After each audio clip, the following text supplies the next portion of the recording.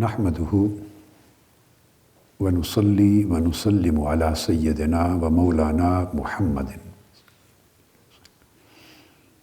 رسوله النبي الأمين المكين الحنين الكريم الرؤوف الرحيم. اما بعد، بسم اللہ الرحمن الرحیم. معزز طلبہ و طالبات، اساتذہ اور معلمات، جملہ خواتین و حضرات اور سامعین و ناظرین اور سامعات و ناظرات، اللہ جل مجدہ کی توفیق سے ہم نے وجود باری تعالی اور ضرورت مذہب کے موضوع پر اپنی گفتگو کو پچھلی نشست میں 18ویں صدی عیسوی کے ایک نامور سائنسدان لوئس پاسچر کے ذکر پہ ختم کیا تھا، اور میں آج کی گفتگو کو اسی کے ذکر سے کو ریلیٹ کرتے ہوئے آگے بڑھاؤں گا. میں 2 جملے ریپیٹ کر رہا ہوں اس حوالے سے کہ لوئس پاسچر یہ سائنس کی تاریخ کے چند بڑے نامور سائنٹسٹ میں سے ہیں، جس کا میڈیسن کے اندر بہت بڑا نام ہے، اور جرم تھیوری آف ڈیزیز کو اسٹیبلش کرنے والا ہے، ویکسینز کو ایجاد کرنے والا ہے. 2 جملے اس کے میں نے آخر میں کوٹ کیے تھے جو ریپیٹ کر رہا ہوں. ایک تو اس نے یہ کہا، پوری لائف کی سائنسی تحقیقات کے بعد لب لباب جو اس نے نکالا اپنی زندگی کا، اس نے کہا the more I know the more does my faith become complete and unquestioning.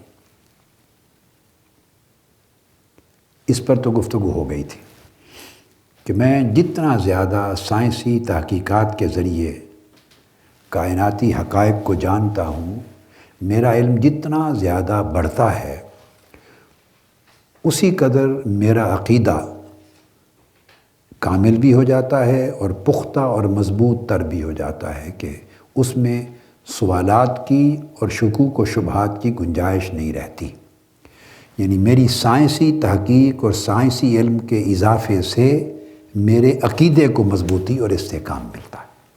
دوسرا جملہ جو اینڈ پر میں نے کوٹ کیا وہ یہ تھا کہ اس نے کہا little science takes you away from God but more of it takes you to him. کہ اگر تو سائنس کا علم تھوڑا ہو، ایسے جیسے گزارے کا علم ہوتا ہے لوگوں کے پاس، علم تھوڑا ہوتا ہے اور بات اس کے مقابلے میں بہت بڑی کرتے ہیں. کسی چیز کا اقرار و انکار کرتے ہوئے اتنی بڑی بات کہتے ہیں، اور وہ نہیں دیکھتے کہ اس بڑی بات کے پیچھے ان کے پاس عقلی دلائل کتنے بڑے ہیں، علم کی قوت یا علم کی جسامت کتنی زیادہ ہے، علم کی کوانٹٹی اور کوالٹی کتنی ہے، علم کا لیول کتنا ہے، اس کے پاس فلسفے یا سائنس کی تحقیقات کتنی ہیں، کتنا اس نے پڑھا ہے دنیا میں. کیونکہ عقل پڑھنے سے سیکھتی ہے، عقل مشاہدے سے سیکھتی ہے، عقل تجربے سے سیکھتی ہے. عقل کی جو پختگی آج آپ کو ہے، یہ بچپن میں نہیں تھی. جب عقل نے کام کرنا شروع کیا اور عقل سے آپ نے چیزوں کو دیکھنا، سمجھنا، اچھے برے کا فیصلہ کرنا، پسندیدہ ناپسندیدہ، لائکنگ ڈس لائکنگ، یہ ڈیولپ کرنی شروع کی، تو عقل کا فنکشن شروع ہو چکا ہوا تھا. مگر اس میں میچورٹی بچپن میں، لڑکپن میں، حتیٰ کہ جوانی میں بھی میں بتا رہا ہوں، وہ میچورٹی نہیں ہوتی.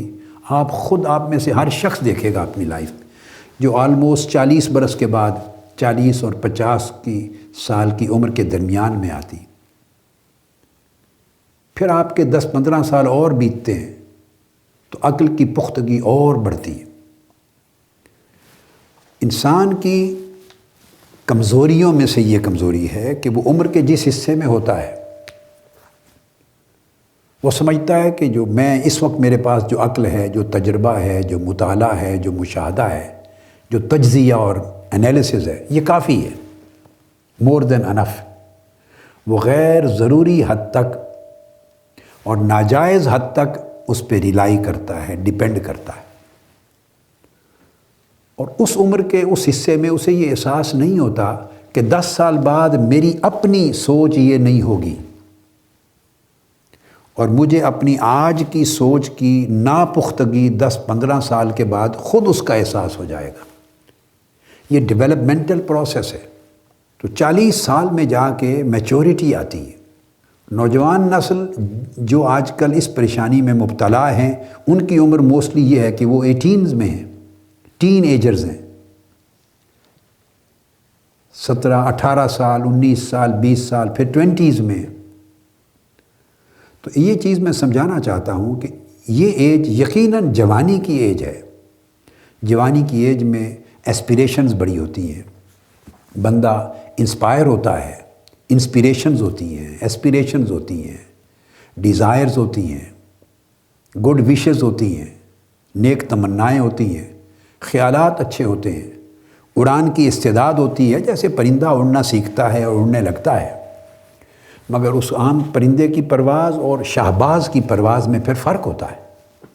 تیراکی بندہ سیکھ لیتا ہے، تیرنا سیکھتا ہے، مگر جب مشاق ہوتا ہے تیرتے تیرتے تو وہ اس کی تیراکی کے فن میں اور اس کی مہارت میں اور ایک بگنر اس کے فن میں بڑا فرق ہوتا ہے، لیولز ہوتے ہیں۔ تو یہی پوزیشن عقل کی ہے۔ تو انسان کے کمزوریوں میں سے، بشری کمزوریوں میں سے یہ ہے کہ اگر ایک سٹیج کے اوپر اس کو کہہ دیا جائے کہ یہ بات اس طرح نہیں ہے تو وہ سمجھتا ہے کہ میرے پاس عقل کی کمی ہے۔ بات کمی کی نہیں ہے، بات ایک پروسیس آف میچورٹی کیا ہے، اس نے ٹائم لینا ہے، اور اس میچورٹی میں عمر کی جو ڈیولپمنٹ ہے وہ بھی اس میں داخل ہوتی ہے، کاؤنٹ کرتی ہے، مشاہدات بڑھتے ہیں یہ بھی کاؤنٹ کرتے ہیں، میچورٹی کو کنٹریبیوٹ کرتے ہیں، تجربات ہوتے ہیں، آدمی سیکھتا ہے تجربات سے۔ پہلوان کو بھی کہتے ہیں کہ مار کھا کھا کے گر گر کے سنبھلتا ہے۔ جس پہلوان نے اکھاڑے میں مار نہیں کھائی وہ پختہ پہلوان نہیں بنتا۔ مار کھا کھا کے، ڈوب ڈوب کر، ہچکولے کھا کھا کے، لوگ کہتے ہیں دھکے کھا کھا کے سمجھے گا، یہ عام محاورہ ہے۔ یہ محاورے بے عقلی کی بنیاد پر نہیں بنے ہوئے، ان کے پیچھے بڑی طویل زمانوں کی اجتماعی دانش اور عقل ہوتی ہے، اور اس عقل کے ساتھ مشاہدات اور تجربات ہوتے ہیں۔ یہ جو کہاوتیں بنتی ہیں وہ اس طرح وجود میں آتی ہیں، اور یہ صرف ہماری پاکستانی سوسائٹی میں نہیں ہیں، یہ ویسٹ کی سوسائٹی میں ہمیشہ ہر دور میں ہوتی ہیں، آج بھی۔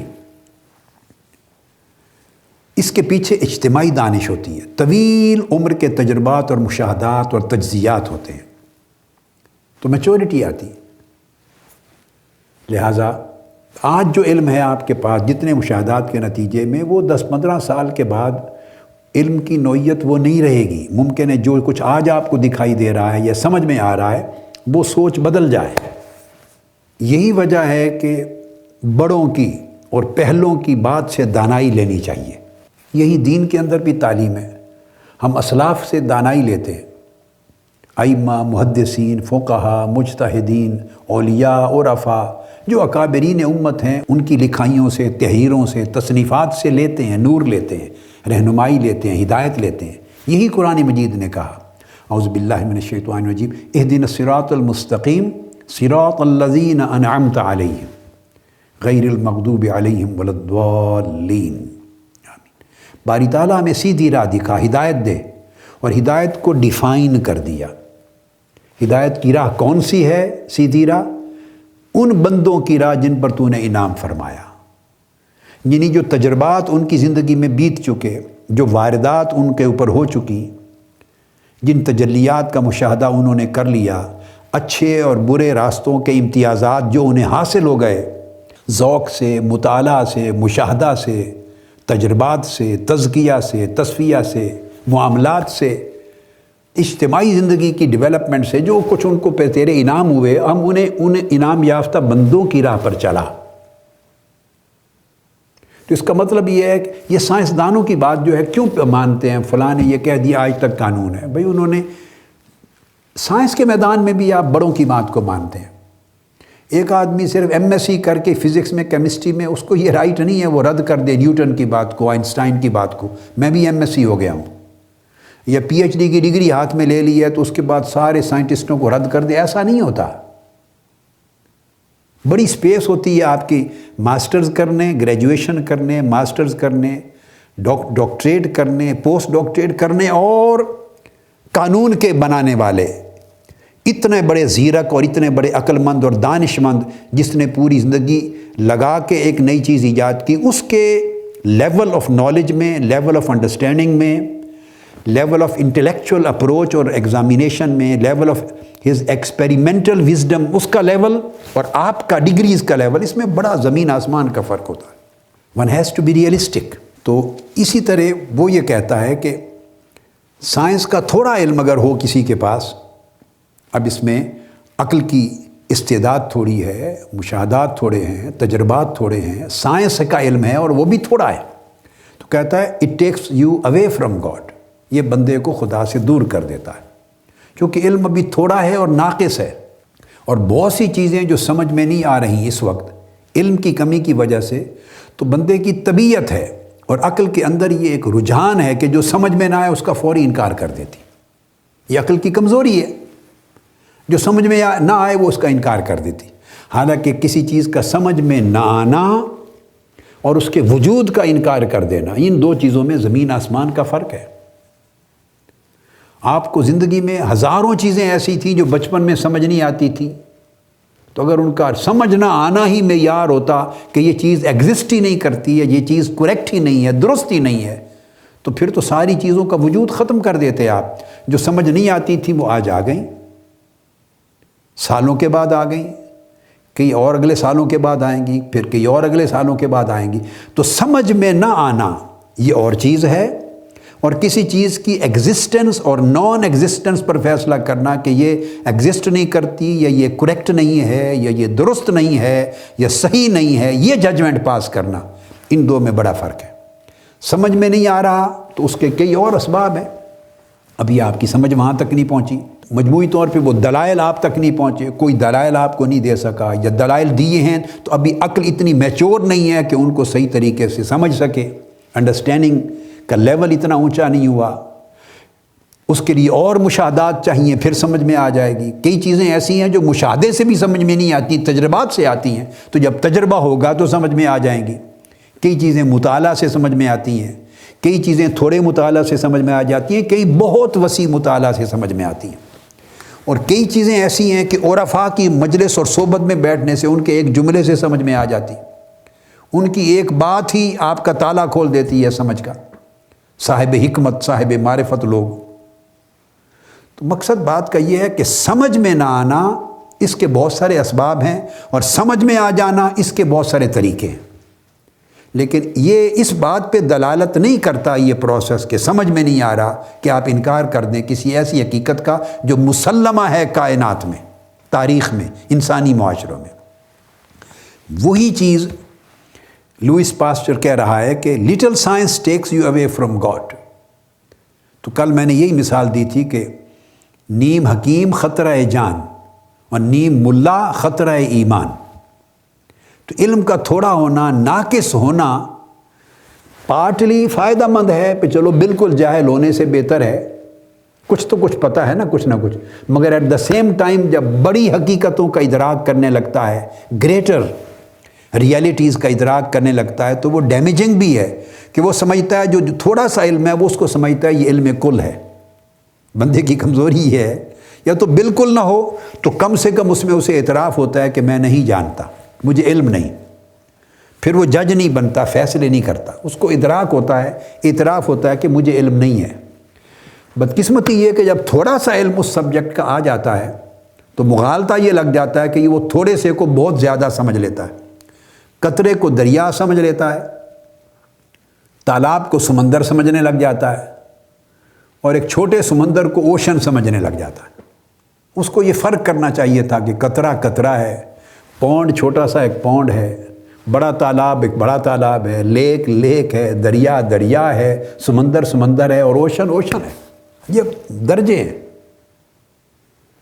تو اسی لحاظ سے وہ تھوڑا علم جب بندہ اس کو سمجھتا ہے کہ یہ کافی ہو گیا، وہاں سے وہ ٹھوکر کھاتا ہے.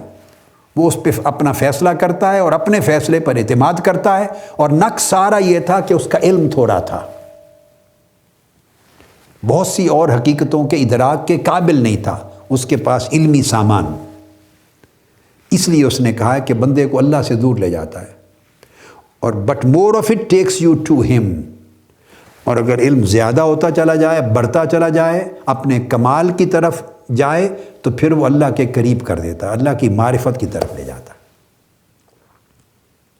اب دیکھیں یہ میں نے جتنے چیزیں کوٹ کر رہا ہوں، یہ میں ابھی تو محدثین کی باتیں تو نہیں بتا رہا آپ کو، اور فقہا کی اور ائمہ کی اور اسلاف کی اور اکابرین امت کی اور اولیاء و صالحین کی اور انبیاء و مرسلین کی باتیں تو نہیں بتا رہا ابھی. یہ تو سائنٹسٹ کے کوٹیشنز دے رہا ہوں. اور سائنٹسٹ بھی وہ جو خود نان مسلمز تھے، اور وہ سائنٹسٹ جو فاؤنڈر ہیں سائنس کی برانچز کے، جن پر سائنس کی دنیا اور طلباء کا اعتماد ہے. تھیوریز ہیں، بکس جن کے اوپر پڑھائی جاتی ہیں، جنہوں نے انوینٹ کی ہیں چیزیں، وہ سائنسدان ہیں. تو وہ عقل کی فضا کے پرواز ہیں نا، شہباز ہیں عقل کے. اب یہ جو ریفرنس میں نے دیا، یہ حوالہ اس کو بیان کیا جین گوئٹن. یہ جو آخری عبارت دے رہا ہوں کہ سائنس کا تھوڑا علم اللہ سے دور کرتا ہے، اور سائنس کا زیادہ علم اللہ کی معرفت دیتا ہے، عقیدہ پختہ کرتا ہے. جین گوئٹن نے کوٹ کیا ہے اس کا، اور کتاب ہے science versus materialism. Science versus materialism. تو پیرس میں چھپی 1991 میں. اس کے صفحہ 5 پر یہ کوٹ کیا اس کی یہ قول کہ وہ زندگی میں یہ کہتا تھا. اب آگے چلتے ہیں ہم. ولیم تھامسن ایک اور سائنٹسٹ ہے. ولیم تھامسن 1824 سے 1907، 1907 میں اس کی ڈیتھ ہوئی. اب یہ 20ویں صدی کے اندر ہم داخل ہوئے ہیں. سائنس کی تاریخ کے جو سائنسدان ہیں، یہ اپنے وقت کا بہت بڑا لیڈنگ فزسسٹ تھا، ماہر طبیعیات تھا. اور اس کے بڑے نمایاں کنٹریبیوشن ہیں فزکس کی تاریخ میں اور میتھمیٹکس کی تاریخ میں. اور اس نے پریکٹیکل انوینشنز کی ہیں. اور یہ وہ شخص ہے کہ سب سے پہلے اس نے ایک سکسیسفل کامیاب میتھڈ، ایک طریقہ کار ایجاد کیا، how to liquefy hydrogen and helium. Hydrogen اور ہیلیم کو لیکویفائی کرنے کا کیا طریقہ ہے، یہ اس کا موجد ہے. اور یہی وہ شخص ہے جو تھرمو ڈائنامکس کو بھی اسٹیبلش کرنے والا ہے. ایک فارمل سائنٹیفک ڈسپلن کا درجہ دیا اس نے، اتنا فارمولیٹ کیا کہ سائنٹیفک ڈسپلن بنایا ایک انڈیپینڈنٹ تھرمو ڈائنامکس کو. اور پھر اس نے اس کے فرسٹ لاز اور سیکنڈ لاز کو ایک پریسائز ٹرمینالوجی کے طور پہ آگے سائنس میں انٹروڈیوس کروائے، فزکس میں. اب عقیدے اور مذہب کا اپنی زندگی بھر کی سائنسی تحقیقات کے نتیجے میں کتنی پختگی تھی، چونکہ یہ ماہر تھے سائنس کے، یہ اسپیشلسٹ نہیں تھے فیتھ کے، ریلیجن کے، مذہب کے ماہرین نہیں تھے. لہٰذا یہ جب مذہب پر پختہ ہوتے اور خدا کے وجود پر اپنا ایمان اور عقیدہ پختہ کرتے تو یہ تھرو سائنس کرتے تھے.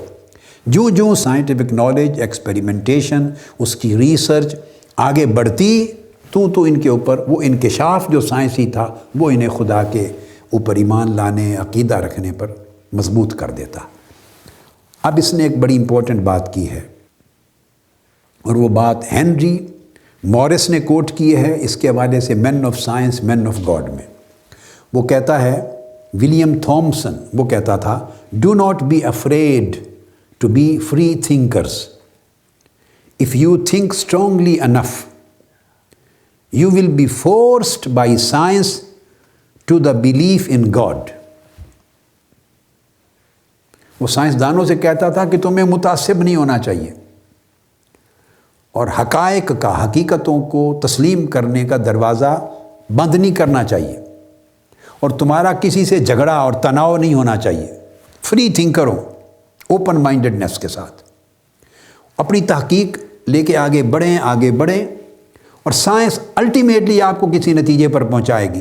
مگر آپ کے ذہن میں اوپننس اور ریسیپشن رہنی چاہیے۔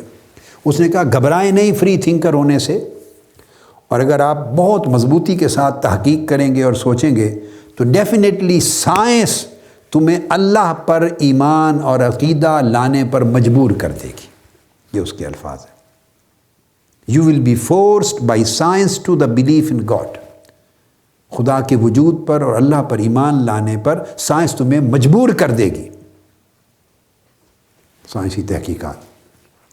پھر اس کی ایک اور کوٹیشن ہے، اسی ہنری مورس نے کوٹ کی ہے مین آف سائنس میں۔ وہ کہتا تھا کہ with regard to the origin of life, اس کا یہ جملہ ہے، with regard to the origin of life science positively affirms creative power. کائنات میں زندگی کی ابتدا اور اس کی جو ارتقاء ہے، زندگی کی ابتدا کے حوالے سے جب آپ سائنسی تحقیقات کریں گے تو وہ ڈیفینیٹلی مثبت طریقے سے کسی خالق کی قدرت اور قوت پر آپ کا ایمان لے آئے گی۔ وہ تصدیق کر دے گی کہ کوئی خالق ہے کائنات کا اور خالق ہے زندگی کا۔ اس کے بعد ایک اور سائنسدان ہے سر ولیم ہگنز۔ یہ 1824 سے 1910 کا زمانہ ہے۔ یہ بھی بہت نامور سائنٹسٹ تھا اور بریلینٹ ایسٹرونومر تھا بڑا، اور یہ وہ شخص ہے جس نے سب سے پہلے ڈیمونسٹریٹ کیا کہ جو ستارے ہیں سٹارز، یہ موسٹلی ہائیڈروجن ان کے اندر پائی جاتی ہے، ان کی تو جو تشکیل ہوئی ہے اس میں ہائیڈروجن ہے، اور ساتھ ہی ساتھ وہ ایلیمنٹس جن کے ساتھ جو زمین میں پائے جاتے ہیں، جن سے زمین ارتھ بنی ہے، تو وہ بھی پارٹ ہیں ستاروں کی تشکیل کا۔ بعد ازاں جا کے ہائیڈروجن کے ساتھ ہیلیم کا بھی اضافہ تحقیقات میں ہوا، مگر ہائیڈروجن کو اور زمینی جو ارضی عناصر ہیں، ایلیمنٹس، ان پر مشتمل ہیں ستارے۔ یہ وہ شخص ہے کہ سب سے پہلے اس نے تحقیق کی اور ڈیمونسٹریٹ کیا، اور یہ وہی شخص ہے کہ جس نے آئیڈینٹیفائی کیا ڈوپلر ایفیکٹ کو، اور ڈوپلر ایفیکٹ آئیڈینٹیفائی کر کے یہ اس نے اسٹیبلش کیا کہ جو ستاروں کی روشنی ہے،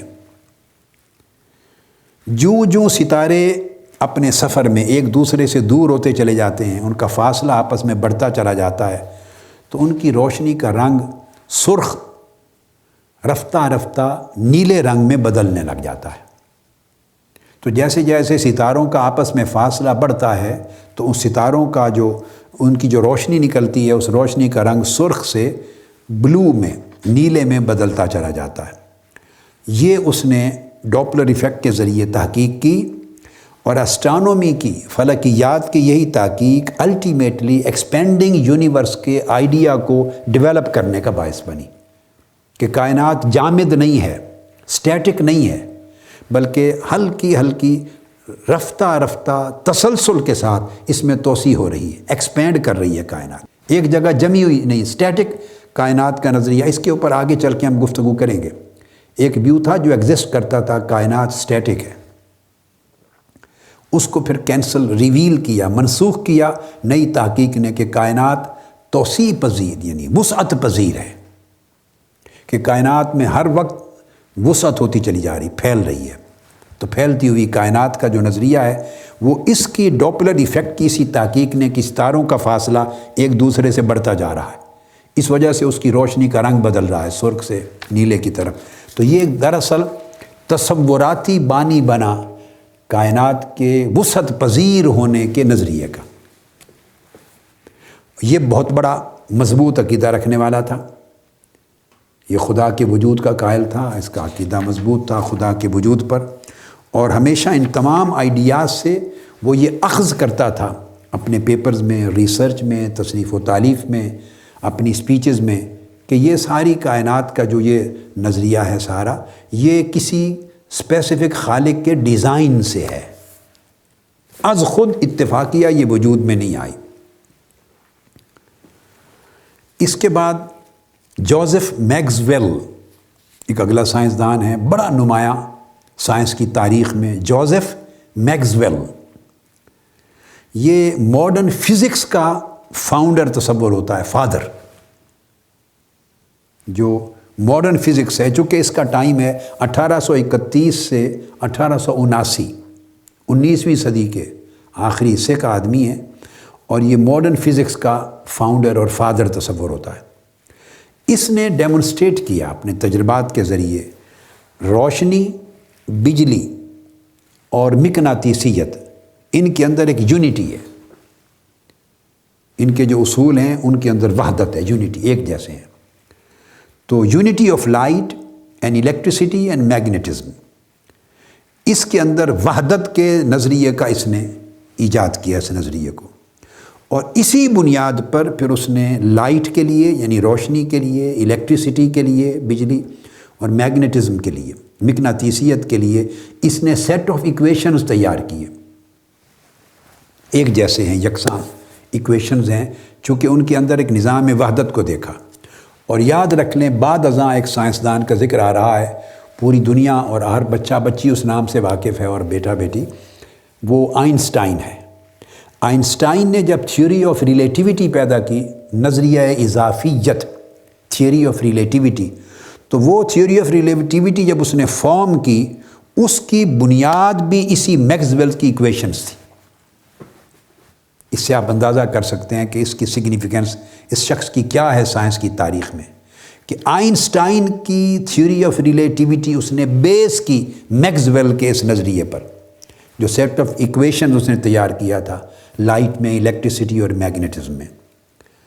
اور البرٹ آئنسٹائن کہا کرتا تھا میکسویل کے بارے میں اور اس کی سائنسی ایجادات اور اچیومنٹس کے بارے میں، کہتا تھا کہ he is the most profound and most fruitful that physics has experienced since the time of Newton. Newton کے وقت سے لے کے آئنسٹائن کہتا ہے اس کے زمانے تک سب سے زیادہ مضبوط اور سائنس اور فزکس کی دنیا میں فائدہ مند شخص اگر کوئی ہوا ہے تو وہ میکسویل ہے، اور اس کی ایجادات نے سائنس کو اتنا فائدہ پہنچایا اور آگے بڑھایا ہے. اب یہ تو اس کا تعارف ہو گیا. وہ ایولیوشنری جو فلسفیز تھی ان کو رد کرتا تھا اور کائنات کے لیے نظام تخلیق اور خالق کے کائنات پر اپنے عقیدے کو فروغ دیتا تھا. وہ بھی قائل تھا. اور وہ ایولیوشن کی جو ڈارونین تھیوری ہے اس کو مسترد کرتا تھا. بہت بڑا فزسسٹ ہے. اور اس کے زمانے میں ہربرٹ سپینسر ایک فلسفی تھا. ہربرٹ سپینسر سائنسدان بھی تھا مگر بیسیکلی فلسفر تھا، اور وہ ڈارون کی جو تھیوری ہے اس کا پروموٹر تھا، سپورٹر تھا. تو ڈارونزم کے حق میں وہ لکھتا، اور یہ اس کی رد میں لکھتا تھا جوزف میکسویل، چونکہ یہ ماہر طبیعیات تھا. اور یاد رکھ لیں کہ ڈارون کی تھیوری ہو یا ڈارونزم ہو یا نیو ڈارونزم ہو، وہ بحث کرتے ہیں زمین پر زندگی کے ارتقاء سے، اور اس کا سکوپ چھوٹا ہے. اور فزسسٹ بحث کرتا ہے پوری کائنات کی زندگی سے اور کائنات کے نظام حیات سے. تو اس کا ویو جو ہے وہ زیادہ وسیع ہے. تو یہ ان کو رد کرتا تھا. اور اس نے ایک لیٹر لکھا. وہ کہتا ہے کہ جو سائنٹسٹ ہے اس کی یہ ذمہ داری ہے کہ وہ اس کا یہ فریضہ ہے کہ ایسا کام کرے کہ اس کے نتیجے میں مذہب کو فائدہ پہنچے، مذہب کو مضبوطی پہنچے، مذہب کو سپورٹ پہنچے. کیونکہ اللہ نے سائنسدان کو وہ عقل، وہ شعور، وہ تجربہ اور وہ مہارت دی ہے اس میدان میں کہ اس مہارت کے ذریعے وہ مذہب کی تائید کے لیے بہت ایجادات کر سکتا ہے، یا اس کی ایجادات اور تحقیقات الٹیمیٹلی اسے اللہ کے وجود پر ایمان لانے اور مذہب کے بیان کردہ حقائق کی تائید کرتے ہیں. لہٰذا اسے چاہیے کہ وہ سائنس کی تحقیقات کرے اور ساتھ اپنے مذہب کو اسٹرینگتھن بھی کرے. یہ اس کی جو کوٹیشن ہے، ڈین گریوز نے اس کو لکھا ہے سائنٹسٹ آف فیتھ اپنی کتاب میں، اور یہ 1996 میں چھپی ہے، page 153. Scientist of faith Dean Graves کی. اس کے بعد آگے ایک اور سائنٹسٹ آ رہا ہے اور اس کا نام ہے سر جیمز جینز. جیمز جینز 1877 سے 1946 اس کا پیریڈ ہے، یعنی قیام پاکستان سے 1 سال پہلے ڈیتھ ہوئی ہے. تو ہم 20ویں صدی کے وسط میں آلموسٹ آ گئے. اور یہ بہت بڑا نامور ماہر طبیعیات تھا، فزکس کا. اور اس کا یہ واضح عقیدہ تھا جو کتب میں درج ہے کہ جو کائنات ہے وہ ایک خالق کی تخلیق کردہ ہے، از خود وجود میں آنے والی شے نہیں ہے، اور خالق بھی وہ ہے جس کی وزڈم انفینٹ وزڈم ہے، غیر متناہی اور لامحدود حکمت اور دانائی ہے جس کے پاس، اس خالق نے اس کو تشکیل کیا ہے۔ اب اس نے اس کا ایک لیکچر کوٹ کر رہا ہوں جو اس نے کیمبرج میں دیا، انگلینڈ کیمبرج یونیورسٹی میں لیکچر دیا، اور جو لنڈن کے رسالہ ٹائمز میں رپورٹ ہوا اس کا لیکچر، ٹائمز لنڈن کے رسالے میں نومبر 5 1930 1930 5 نومبر کا شمارہ ٹائمز لنڈن کا، اس میں اس کا لیکچر کوٹ ہوا ہے۔ میں اس لیکچر میں سے کوٹیشن دے رہا ہوں۔ وہ کہتا ہے، we discover that the universe shows evidence of a designing or controlling power that has something in common with our own minds. وہ کہتا ہے جو ہمارے اپنے ذہنوں میں یعنی سائنس کے ذریعے جو کچھ سامنے نظر آ رہا ہے، ایجادات سائنس نے کی ہیں اور تحقیقات کی ہیں، اور ہم فینومینا کو سمجھ رہے ہیں، جو ہمارے مائنڈ سمجھ رہے ہیں کہ یہ اس طرح یہ چیز ڈیولپ ہو رہی ہے، یہ اس طرح یہ چیز زندہ ہے، اس طرح بقا ہے، اس طرح بیلنس ہے، اس طرح ڈیولپمنٹ اور ایوولوشن ہے۔ وہ کہتا ہے تو ہمارے ذہن جن چیزوں کی حقائق کی، سائنسی حقائق کی تصدیق اور تائید کر رہے ہیں اور فہم حاصل کر رہے ہیں، کہتے ہیں یقیناً سائنس کی تحقیقات ہمیں اس نتیجے پر پہنچاتی ہیں کہ ساری کائنات کی تخلیق اور توسیع میں اور اس کے نظامات کی تشکیل میں ایک واضح شہادت ملتی ہے کہ یہ کسی نے ڈیزائن کیا ہے، اور اس تمام کائنات کے نظاموں کو کوئی پاور جو اس کائنات سے باہر ہے وہ اس کو کنٹرول کر رہی ہے۔ کسی کے ڈیزائن کیے بغیر اس طرح کائنات وجود میں نہیں آ سکتی، اور اس طرح اس کا نظام امن اور سلامتی اور ہم آہنگی کے ساتھ نہیں چل سکتا۔ یہ اس کی کوٹیشن دی۔ پھر اس کے بعد اس کی ایک اور کوٹیشن ہے، اور یہ جو دوسری کوٹیشن ہے یہ جیمز جینز کی اپنی کتاب میں سے ہے۔ پہلی کوٹیشن اس کے لیکچر سے تھی جو کیمبرج میں دیا، دوسری اس نے اپنی تصنیف ہے اس کی جو لکھی ہوئی دا مسٹیریس یونیورس، اور یہ بھی کیمبرج میں چھپی 1932 میں یونیورسٹی پریس میں، اور یہ پیج 140 140 صفحے پر اس کی دوسری کوٹیشن ہے۔ وہ کہتا ہے scientific study of the universe has suggested a conclusion which may be summed up, اور پھر وہ کہتا ہے in the statement that the universe appears to have been designed by a pure mathematician.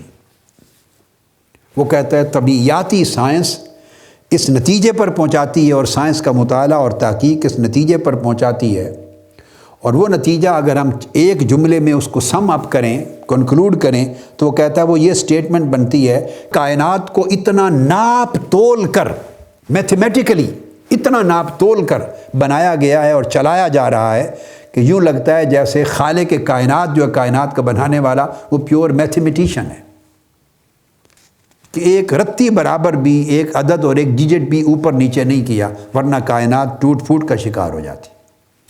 یہ جیمز جینز کی۔ اب ہم آ رہے ہیں البرٹ آئنسٹائن پر۔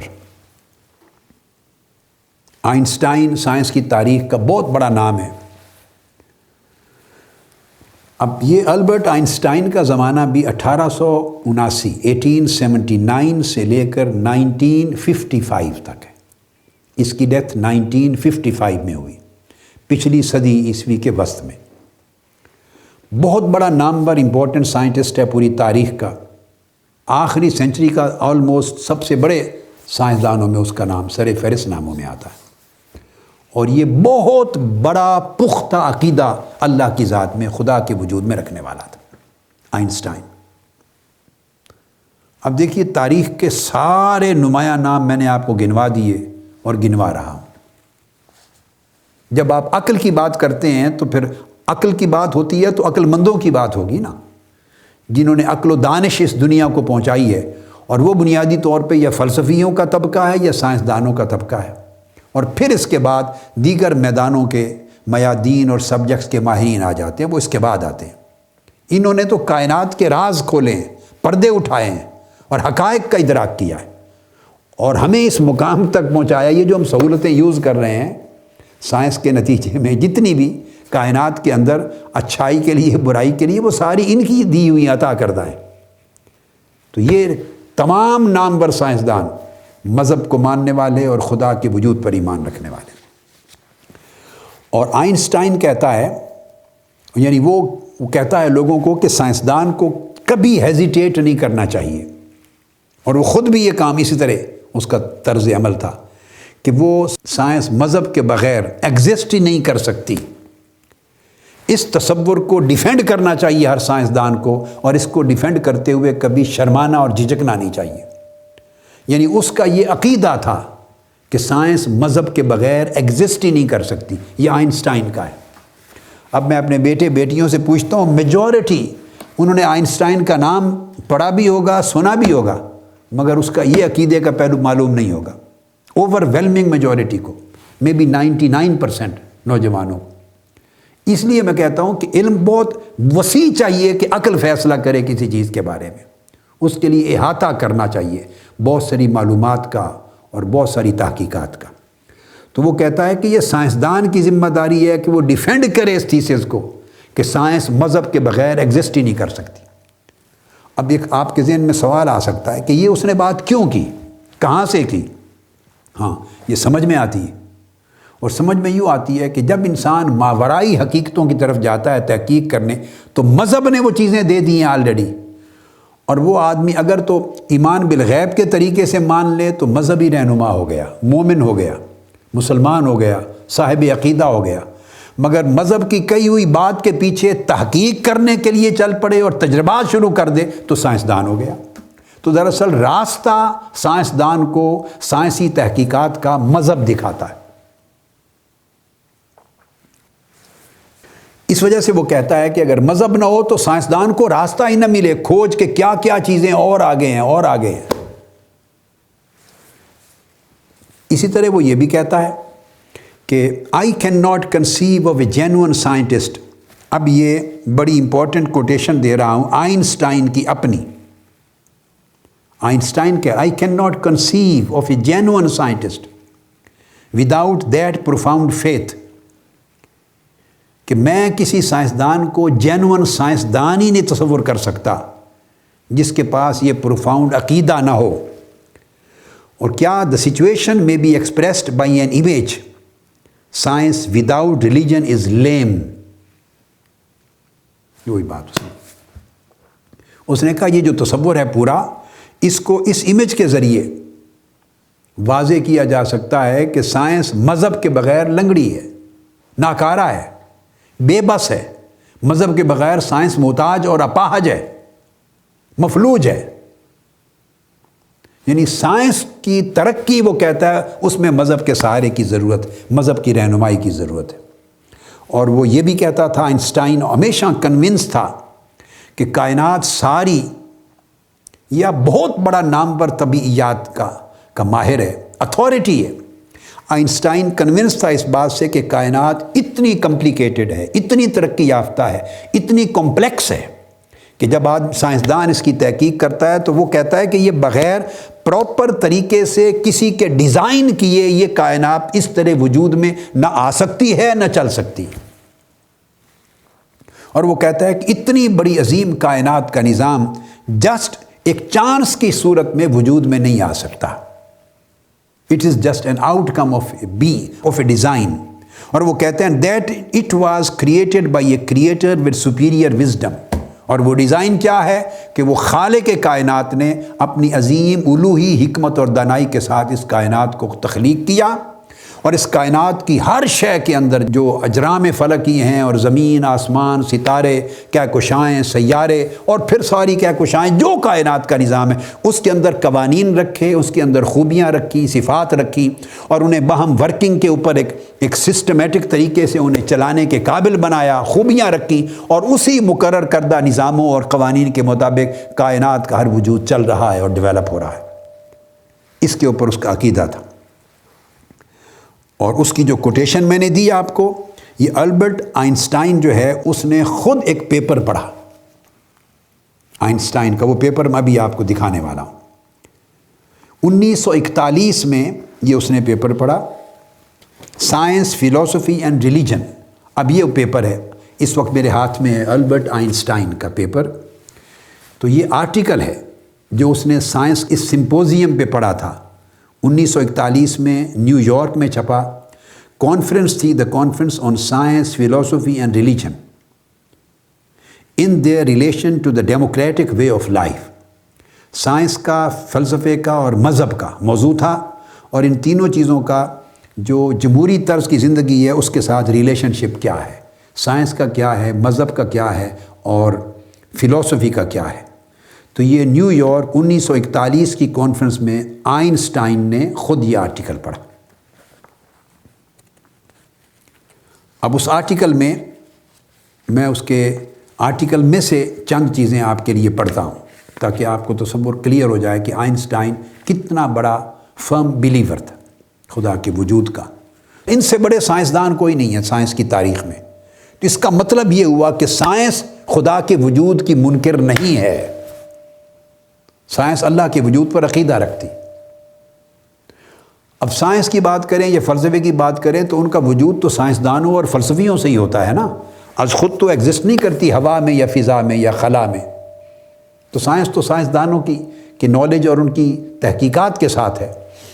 تو جب سب سے بڑے سائنسدان اس کے معترف ہوں گے، مذہب کے قائل ہوں گے اور خدا کے وجود پر ایمان رکھیں گے، تو اس کا مطلب ہے سائنس اگر اس کے اندر بالفرض ایک رجحان ہوتا مذہب کے انکار کا اور خدا کے وجود کا انکار کا، تو سب سے بڑے سائنسدان سب سے پہلے اس کے انکار کی طرف کھڑے ہوتے، مگر وہ اس کے اقرار اور ایمان کی طرف کھڑے.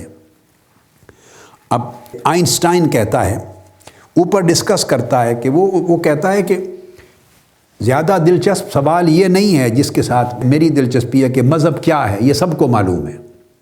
وہ کہتا ہے میری دلچسپی اس میں ہے کہ جب آدمی مذہب کو اپنا لے تو اس بندے کو ہونا کیسا چاہیے.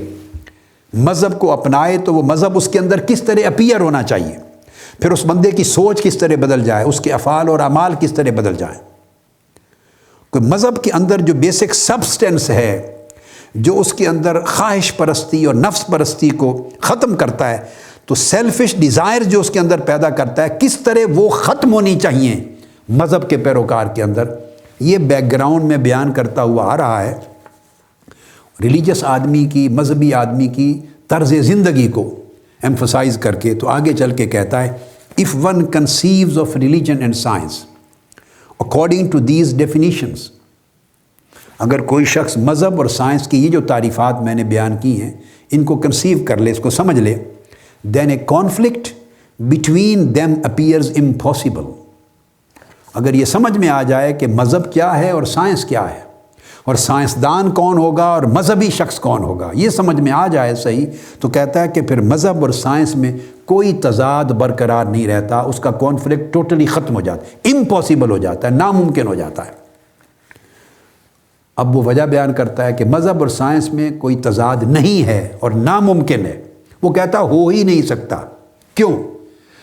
اس کیوں کا جواب ہم پچھلی نشست میں دے چکے ہیں، لیکن اب میں آئنسٹائن کو کوٹ کر رہا ہوں چونکہ اس کی کوٹیشن ہے. وہ کہتا ہے for science can only ascertain what is.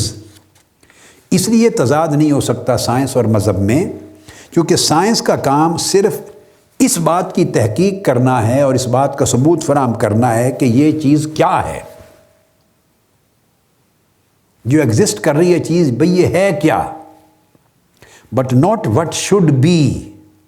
Science کو اس چیز سے کوئی غرض اور بحث نہیں ہے کہ ہونا کیسے چاہیے، چونکہ بحث انسان سے ہو رہی ہے نا. انسان جو سائنسدان ہے، جو فلسفی ہے، جو مذہبی رہنما ہے، اور ان کے میدانوں کا تعلق انسان کی جو طرز زندگی اور جمہوری معاشرہ اس کے ساتھ کیا ہے ریلیشن شپ. تو وہ کہہ رہا ہے کہ پھر انسان کو ہونا کیسے چاہیے، سائنس اس سے بحث نہیں کرتی، یہ راستہ مذہب دکھاتا ہے کہ یہ کرنا ہے جائز ہے، یہ نہیں کرنا یہ ناجائز ہے، ایسی زندگی گزارنی چاہیے یہ حکم ہے اوامر میں سے، اور ایسی نہیں گزارنی چاہیے یہ نواہی ہے. وہ کہتا ہے یہ فریضہ مذہب کا ہے کہ مذہب یہ راستہ دکھاتا ہے. سائنس کو اس سے غرض نہیں ہے کہ وہ سجیسٹ کرے کہ بندہ کیا کرے اور کیا نہ کرے، نہ. سائنس کو غرض ہے کہ جو کچھ ہے کیا، outside of its domain value judgments of all kinds remain necessary. اس لیے وہ کہتا ہے کہ جو کچھ اس کے باہر بندے کے اندر اور جو کچھ اس کے باہر ہیں یہ جو ججمنٹس ہیں وہ اس کے لیے لازم ہیں کہ وہ اس کے اوپر ججمنٹ دیتی ہے، بندے کے اندر ہیومن لائف کا اور نیچرل لائف کا، یہ سائنس کی بات ہے۔ دوسری طرف وہ کہتا ہے religion on the other hand deals only with evaluations of human thought and action. کائنات میں کیا ہو رہا ہے اس کی تحقیق کرنا سائنس کا کام ہے۔ بندے کو زندگی کس طرح گزارنی ہے، کس طرح سوچنا، کس طرح عمل کرنا، یہ مذہب کا کام ہے۔ وہ کہتا ہے کہ مذہب ڈیل کرتا ہے صرف ایویلویٹ کرنا ہیومن تھاٹ اور ایکشن کو، انسان کی نیت کو، انسان کے فعل کو، انسان کے عمل کو، انسان کی فکر کو، سوچ کو۔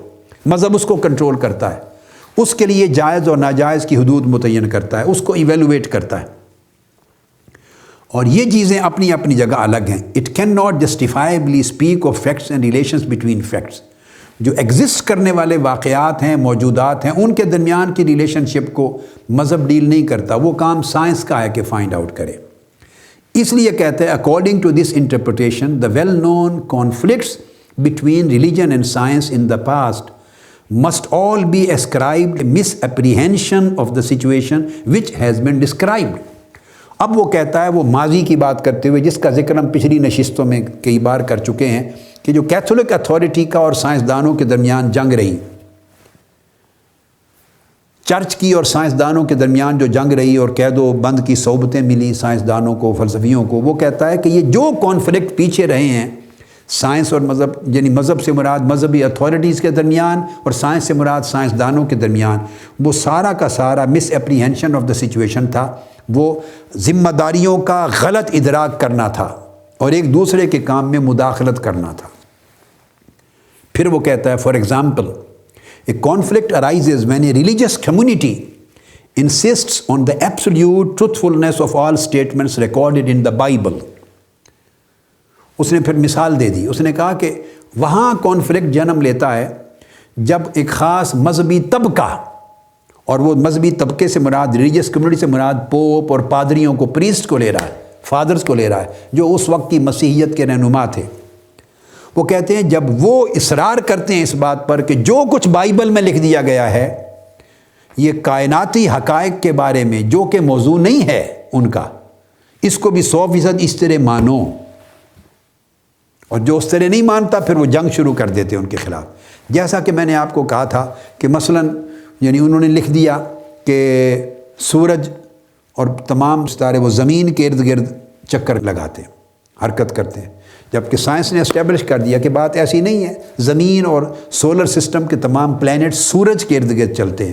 اب یہ ان کی ببلیکل انفارمیشن سے تضاد آ گیا تو جنگ شروع ہو گئی۔ وہ کہتا ہے یہ نہیں ہونا چاہیے۔ اسی طرح ایک مذہبی رہنما اور پوپ نے تو یہ بھی اعلان کر دیا تھا کہ آج سے 7000 سال پہلے جب کائنات تخلیق ہوئی فلاں مہینہ، فلاں تاریخ اور فلاں دن تھا، اس کی ڈیٹ بھی فکس کر دی۔ اس نے کہا یہ کام سائنس کا ہے، فائنڈ آؤٹ کرے کہ کائنات کتنے عرصے سے چلی آ رہی ہے، تو یہ کوئی پوپ کا کام یا پریسٹ کا کام نہیں ہے کہ وہ تاریخیں متعین کرے۔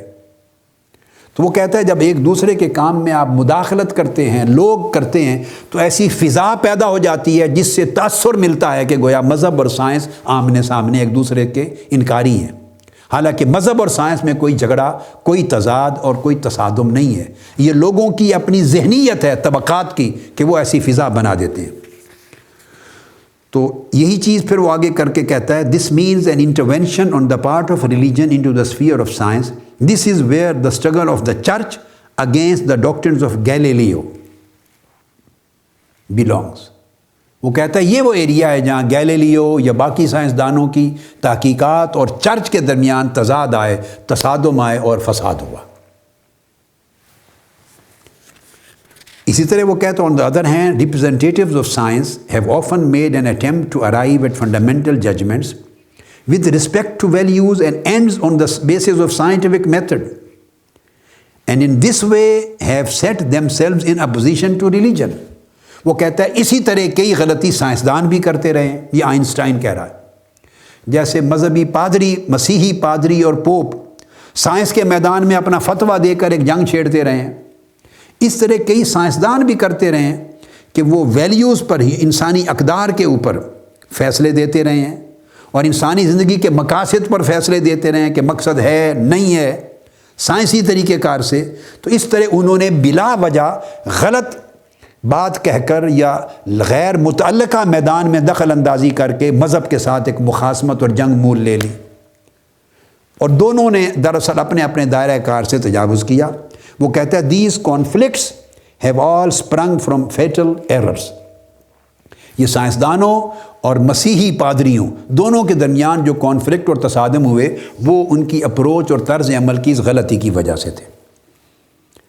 اور پھر وہ کہتا ہے کہ اب ریلیجن اور سائنس کا، مذہب کا اور سائنس کے دائرہ ہائے کار بالکل متعین ہو چکے ہیں۔ سائنس کا کام اور ہے، مذہب کا کام اور ہے۔ تو مذہب کی پیروی کرنے سے انسان کو اقدار ملتی ہیں، اخلاقیات ملتے ہیں، اس کی روحانیت ڈیولپ ہوتی ہے، خدا کی معرفت ملتی ہے، خدا کی حکام کی پابندی کر کے نیکی آتی ہے، اس میں تقویٰ آتا ہے۔ مذہب ایک اور طریقے سے انسان کو ایک زندگی کا ایک راستہ اور ہدایت دیتا ہے۔ سائنس جو کچھ موجود ہے مادی کائنات میں اس کے اسباب کا کھوج لگاتی ہے اور اس کی ڈیولپمنٹ کے لیے تحقیقات کرتی ہے۔ دونوں کا ٹکراؤ نہیں بنتا اگر طبقات خود بخود یہ ٹکراؤ کریٹ نہ کر دیں اپنی نادانی کے باعث۔ اس وجہ سے وہ آگے چل کے کہتا ہے the situation may be expressed، پھر وہ یہ کہتا ہے کہ may be expressed by an image science without religion is lame and religion without science is blind۔ وہ کہتا ہے کہ یہ امیج آپ ذہن میں رکھ لیں کہ سائنس مذہب کے بغیر خالی ہے، مذہب کے بغیر سائنس کا خانہ خالی ہے، لنگڑی لولی ہے، اپاہج ہے، مفلوج ہے، بالکل ایمپٹی ہے، ادراک ہی نہیں کر سکتی کسی چیز کا اگر مذہب کی رہنمائی نہ ہو، کنٹریبیوٹ نہیں کر سکتی ہیومینٹی کے لیے اس طریقے سے جو ہونا چاہیے۔ اور religion without science is blind, اور مذہب سائنس کے بغیر اندھا ہے۔ مگر مذہب جب مذہبی لوگ، مراد یہ ہے کہ مذہبی لوگ جب اس کائنات میں اپنا رشتہ جوڑیں گے، انسانوں کا اور کائنات کا رشتہ کیا ہے اور کس طرح کائنات کے ساتھ ڈیل کرنا ہے، تو وہ بلائنڈ ہوں گے جب تک کائناتی حقائق کی معرفت انہیں نہیں ہوگی۔ تو جب مذہب کی وہ بات کرتا ہے تو مذہب سے مراد اہل مذہب لیتا ہے، the religious people, religious community. اور جب سائنس کی بات کرتا ہے تو مراد سائنٹیفک کمیونٹی لیتا ہے، سائنٹسٹ کی کمیونٹی، سائنسدانوں کی۔ تو وہ مذہب، اس کے بغیر اہل مذہب نہیں چل سکتے، اور اہل سائنس، سائنسدان مذہب کے بغیر نہیں چل سکتے۔ یہ پورا کنسیپٹ بیان کر دیتا ہے، اور یہ کہتا ہے کہ اگر جب یہ تصور دونوں کو اچھی طرح سمجھ میں آ جائے تو پھر آٹومیٹیکلی تضاد ختم ہو جائے گا، اور دونوں کا احترام اپنی جگہ اور دونوں کی افادیت قائم ہو جائے گی ذہنوں میں۔ تو آج کی گفتگو ہم یہاں پر ختم کرتے ہیں۔ انشاءاللہ اس کا اگلا جو حصہ ہے تاریخ کے نئے سائنسدانوں کا، اس پر اگلی نشست سے آغاز کریں گے۔ وما علینا الا البلاغ، والسلام علیکم ورحمۃ اللہ وبرکاتہ۔